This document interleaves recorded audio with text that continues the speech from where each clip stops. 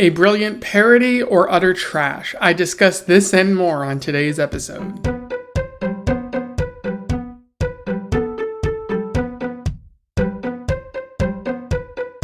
Welcome back to Around the Weird, a booktube channel where I talk about all the unusual and out of the ordinary literature that I've found in my travels. Today is April 1st, and so I have a pretty exciting video, a diversion or delineation from my usual videos, where I always try to do something interesting and out of the ordinary on April 1st, on those April Fool's Day videos. Maybe not in character, and I think this is the first time I'm acknowledging how silly these videos are. But I have a bit of an interesting story that I want to talk about today. One that is about Harry Potter and vampires and goths and all sorts of things like that. Technically not a book in its own right, but a story nonetheless that is worth talking about. I am referring to My Immortal by Tara Gilesbie, which was published in 2006 and 2007 on the website fanfiction.net. For those who don't know, Tara Gilesbie is an author. We don't know too much else about Tara Gilesbie. We know that she posted in 2006 and 2007 on fanfiction.net, where a variety, anybody could really post. And she or he or they or whoever really was posing as Tara Gilesbie wrote an entire masterpiece on Harry Potter, on what is ostensibly fan fiction, although this transcends the average fan fiction and is a work of brilliant art, in my own opinion. Other people have claimed to be Tara in the past, but those claims have been kind of bizarre because they haven't lined up, and there have been contradictions in these people's story, which only stands to add to the myth and legendary status of Tara Gilesbie. And maybe ultimately it doesn't matter who she is. It is like a deity coming down to deliver a book. Sure, that deity, might have been the original author, but now it belongs to the people, and that's what matters most. So without further ado, let's talk about My Immortal. I will do a summary, a little bit of analysis, and we will move on from there. So My Immortal focuses on Ebony, Darkness, Dimension, Raven, Tara Way. She later clarifies that her name is Tara Way. She, like the narrator, or like who is Ebony herself, is calls herself a bunch of different names, and even gives different names to the variety of characters that exist in this story. But Ebony is at Hogwarts in her 7th year. She's 17 or something like that. And rather than the traditional Hogwarts that we see, this one is a Hogwarts that has been taken over by the goth aesthetic. Some of the characters are also secretly vampires, including Ebony, although as Ebony says, her teeth are pretty clean and white and no sharp fangs or anything like that, as maybe she aspires to be something more than your average vampire. At the start of the story, Ebony is smitten with Draco Malfoy, and they go on a date. Draco takes her to the Forbidden Forest, where they proceed to have sex, and Dumbledore happens upon this scene in the forest, which doesn't quite make any sense, because why would he know that they were going to the forest? But that's beside the point. And Dumbledore is mad, but he never really punishes any of them. Later, Ebony sees that Draco has a tattoo that says vampire on it, and that is in reference to Vampire Potter, who is Harry Potter, but he changed his first name to Vampire, and he is in a bisexual relationship with Draco. This makes Ebony unhappy, and she throws several gay slurs their way, but she later becomes accepting, and they sort of enter into a love triangle, or even a threesome polycule, as it would seem. Things are not going good for Ebony, as Voldemort shows up and orders Ebony to kill Vampire Potter, because he wants to be rid of him. Ebony is torn because she likes Vampire and doesn't want him to die. And Draco eventually finds out about all of this, and he it's said that he slits his wrist and kills himself, but Draco also comes back, and it's clear that that slitting your wrist doesn't result in your death, or isn't even considered suicidal in this universe. Voldemort continues to terrorize the school, showing up at various points to remind Ebony that she has to kill Vampire Potter. This fills her with a bit agony, and she also has to deal with Voldemort's lackeys, including Snape, who reveals himself to be evil.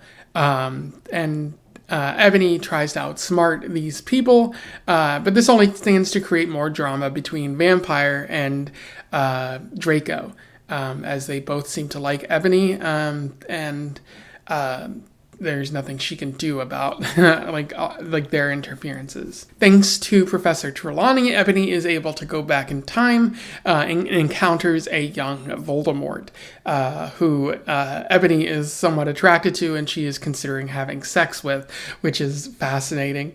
And she also encounters the younger Snape, the younger James Potter, younger Wormtail, those types of characters.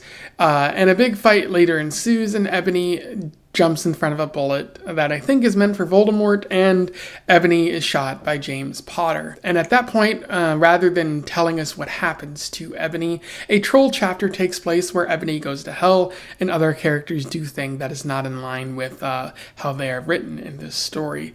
But eventually Ebony, Tara regains control of her account, and it's revealed that Ebony survives, but is still mad at Draco for something that he did. And Ebony also fights a character named Brittany, who seems to be a stand-in for Britney Spears. And later we see that Snape turns into Voldemort. He's been Voldemort this entire time. Everyone is surprised by this, and everyone proceeds to fight Voldemort, including Ebony, who shouts Avada Kedavra, a killing spell at Voldemort. But the story ends there with Ebony presumably killing Voldemort. It's left at a bit of a cliffhanger there. In terms of analysis, there is a fair bit to talk about with My Immortal, one of the best pieces of fiction to ever exist. And I believe one of those reasons is because Gilesbie talks about emo culture in pretty big depth. Tara presents a Hogwarts that is transformed into a goth aesthetic. You could argue that it's more in line with the world of magic and mystery than Rowling seems to engage in, as Rowling takes half measures to create this world of magic without really investing in it. And this is why this bit of fan fiction transcends the original. Also, there is no transgender hate from this author, although there is some homophobia, which I'll talk about in a few moments. And you see this emo aesthetic present in different ways. The various characters slit their wrist, which can be seen as a suicidal action. However, here it's more an emotion, as represented in the emo goth subcultures.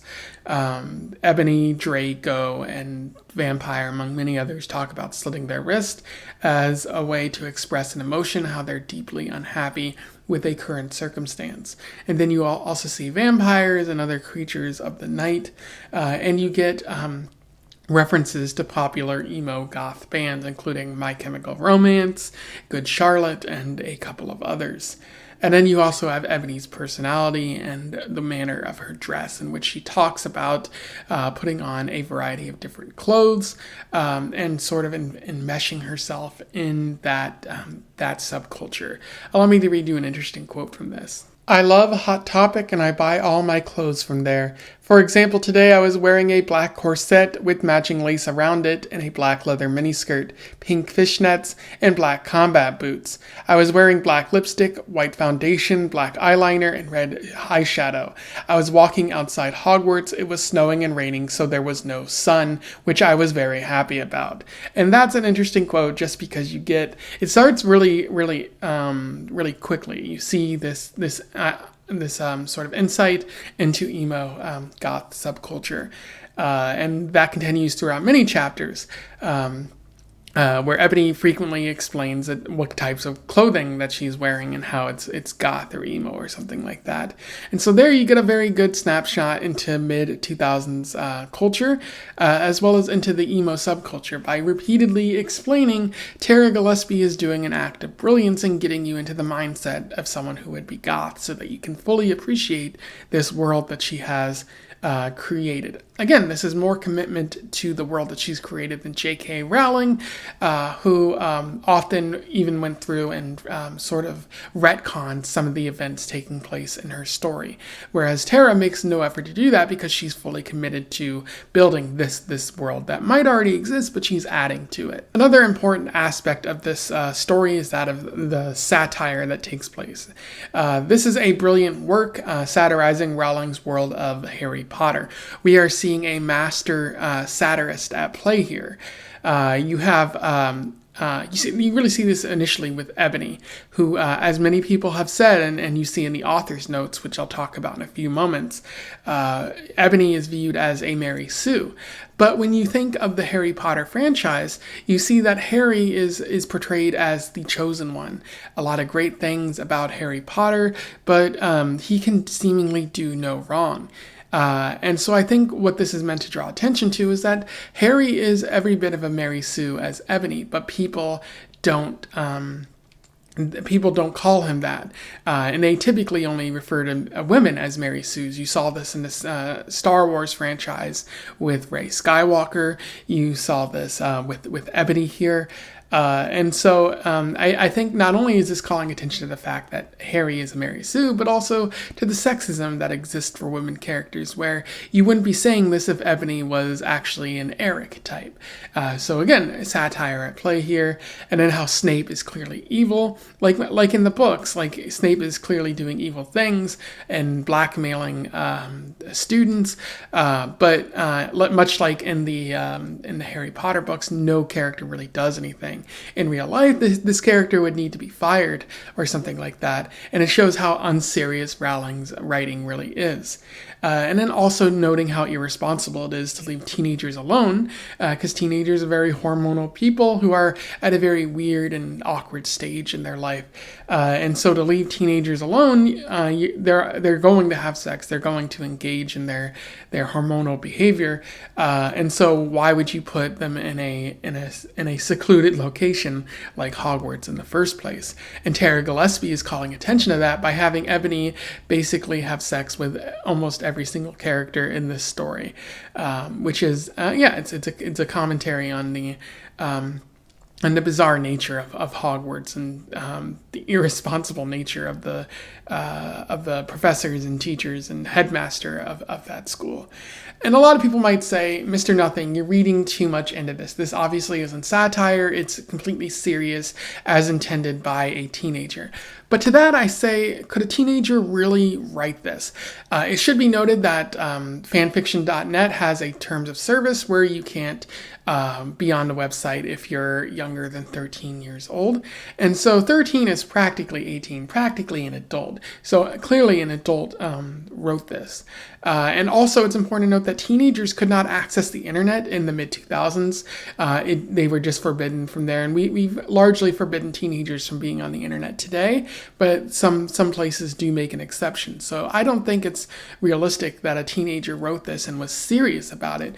Rather, I think an adult was pretending to be a teenager in order to make a point to write one of the most beautiful and complex bits of fiction out there. And so this is just a really brilliant satire, and we have to give Gilesbie a lot of credit for doing that. I also want to call attention to the use of the author's note in this story.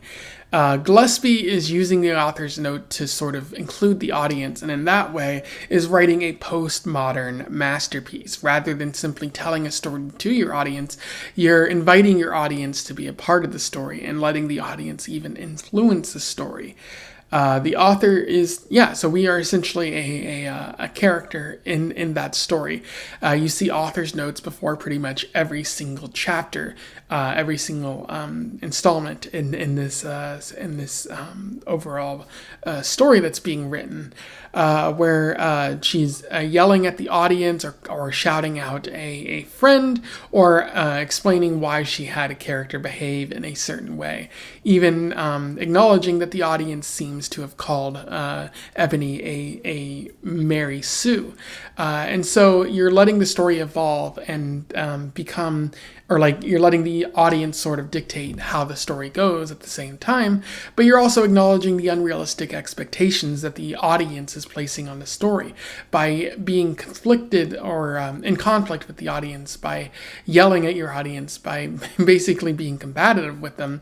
You're letting them know that their expectations of the story are unrealistic, but also you're allowing them to have more of a hand and feel more of a part of this story. It's actually quite brilliant. And you see that even more so with the troll chapter that takes place, where a member of the audience hacks into Tara's account, which is probably 100% not true, and it's just Tara, again, adding some zest to the story, adding some flavor, and actually allowing the audience to dictate how the story goes.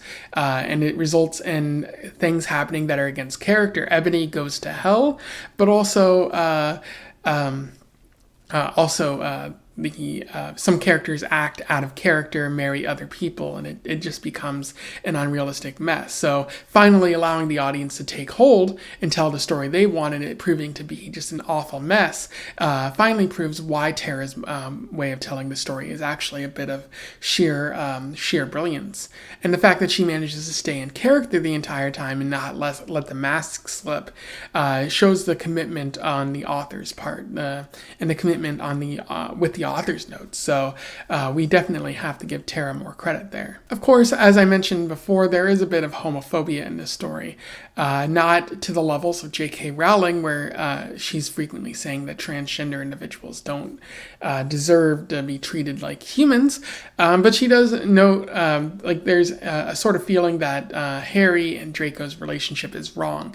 But at the same time, Tara is portraying the relationship in a bisexual manner, which is very LGBT friendly. So, but the lingering sort of homophobia isn't enough to sink the story, but it is there, and it's worth acknowledging how even the best writers can fall into these old bits of prejudice and bias at times. Anyway, those are my thoughts on My Immortal by Tara Gilesbie, one of the best bits of fiction ever written.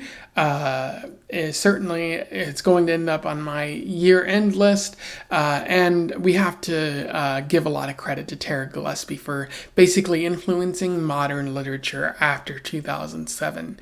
Her desire to combat with her audience rather than simply give them what they wanted is very bold of her, and if we ever were to know the true Tara Gilesbie, they would be a national and international hero.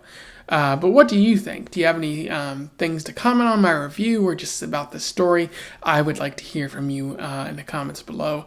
Otherwise, don't forget to like, share, and subscribe so that more people can find out about this story or this author if they do not already know. Otherwise, I would wish you the best of luck in your weird and fan fiction-y travels. Farewell.